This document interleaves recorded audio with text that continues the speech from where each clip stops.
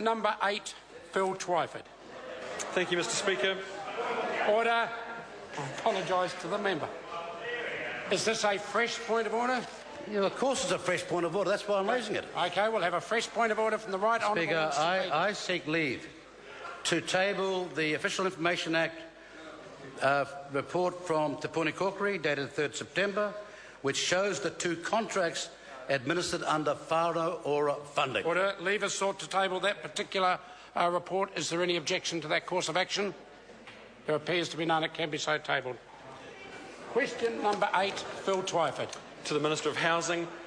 What does he say to the almost 80% of people looking to buy their first homes who say they cannot afford the 20% deposit or will need family help because of LVR spending limits?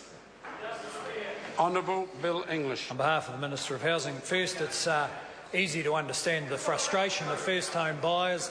It's always been difficult to get into a first home, and we would say to those first home buyers, we will do everything we can to give them a fair shot at the dream of home ownership.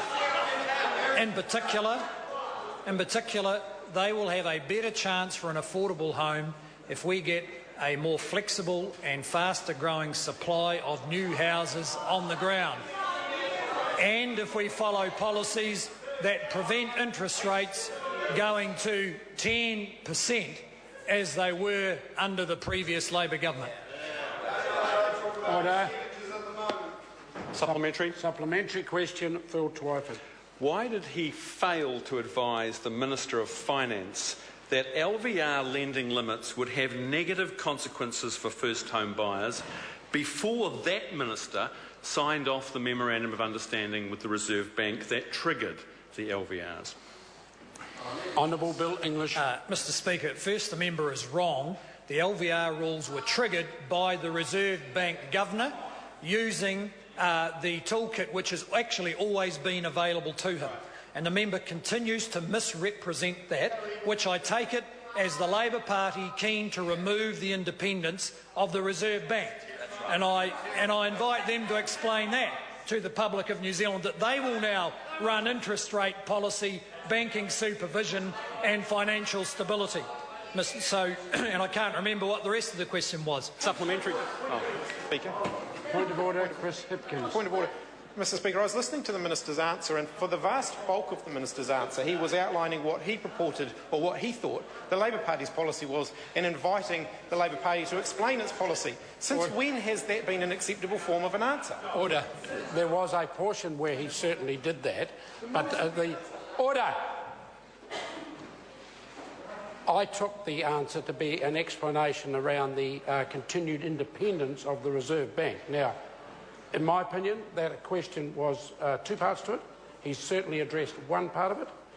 The member has further supplementaries if he wants to use it.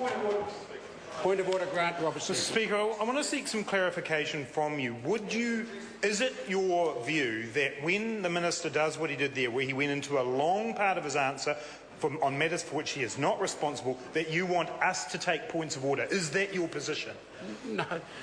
Well, if the member's attempting to address the second part of the question, that seems to me to be perfectly satisfactory. The minister called at the end that he had forgotten the first part of the question, and if the member wants that raised, in the normal course of events, I would have expected the member to say, but I want the first part. The difficulty the member gets into is when he raises the supplementary with 2 parts anyway.